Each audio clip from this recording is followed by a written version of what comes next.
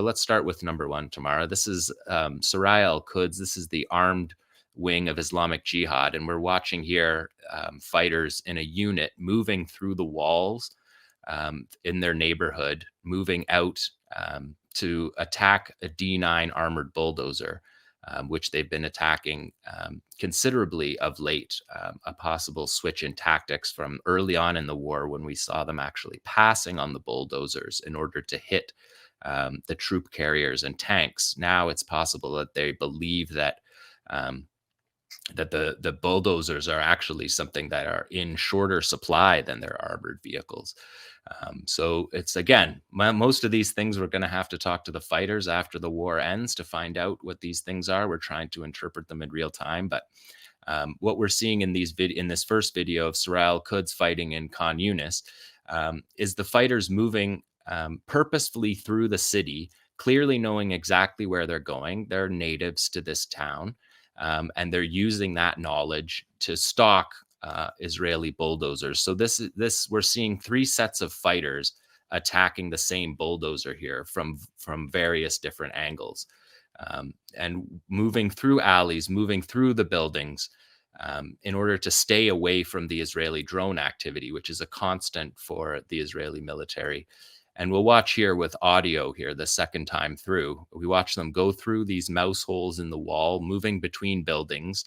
And you can hear here now the drone, the sound of the drone. That's the constant.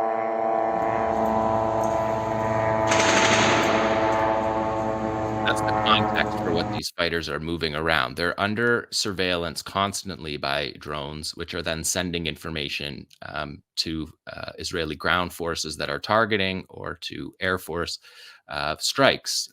The Israelis are not going in and fighting face to face. We've seen that now for 130 days. They don't get out of their vehicles virtually at all. And so we're watching them walk through walls to avoid drone fire. To drone fire and drone surveillance.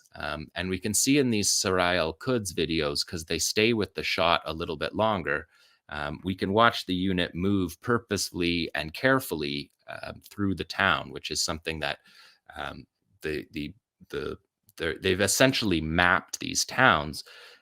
Khan Younis, in this case, we're watching right now in western Khan Younis, where there was a lot of fierce fighting that we showed particularly last week on the show. And there you can see the bulldozer is hit multiple times on that one.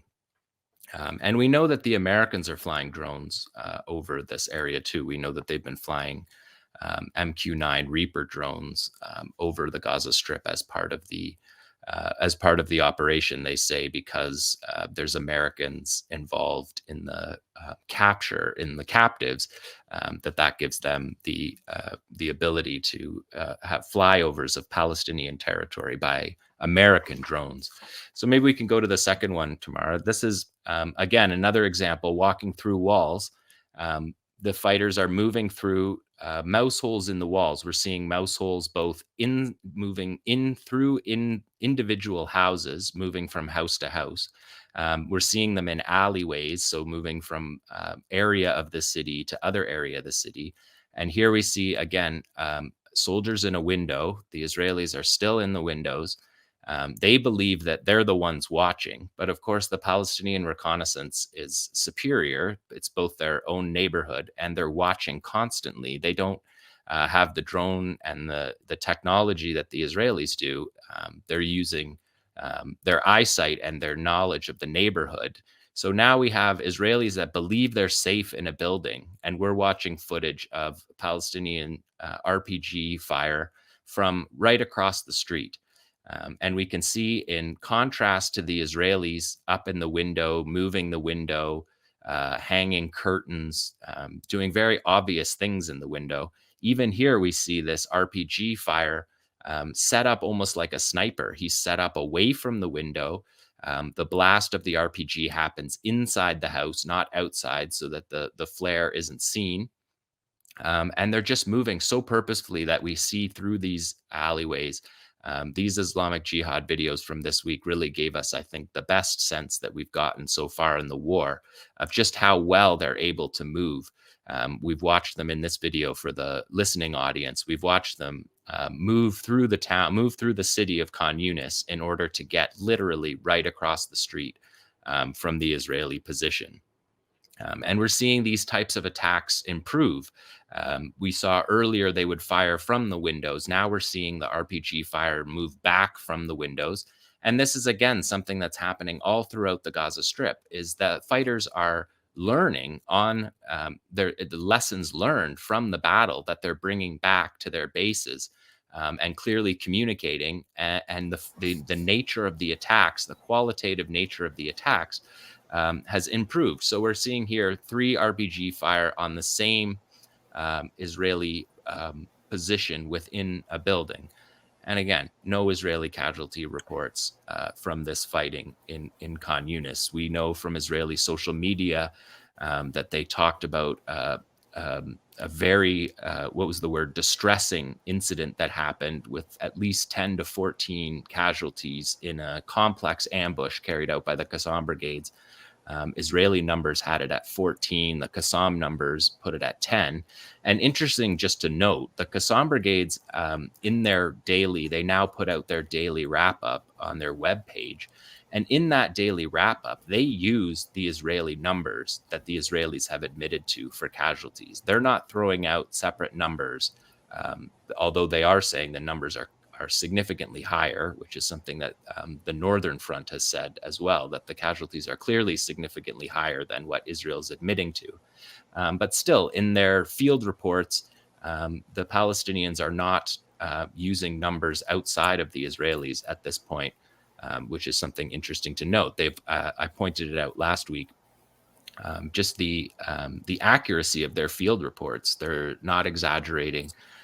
The Israelis' field reports routinely talk about hundreds and hundreds of fighters killed, which we have seen no evidence for at all whatsoever. And again, one last thing on these, we're seeing elevated shooting positions.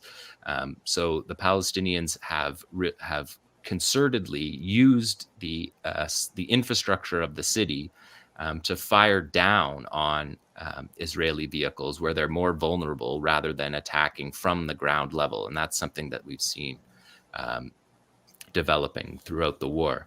So in the reinvasion of Gaza City, we've seen a number of sniper attacks that have taken place that have been with the @Al-Ghul sniper rifle, a 50 caliber material. John, just one quick question before you move on to that.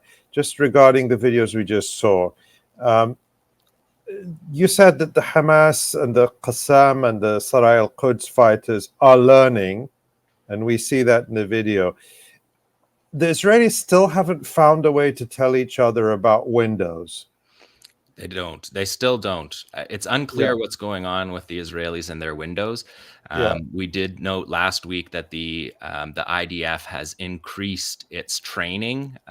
They passed a bill increasing the amount of time that fighters train before they join their units. They've extended the initial conscription period.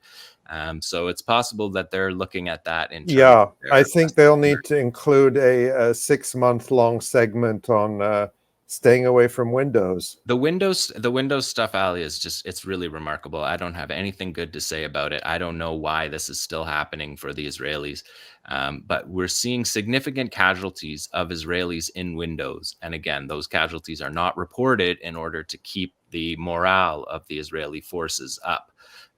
It's clear that although it's worth noting, even though they're lying about their casualties, there's been 600 soldiers killed since October 7th.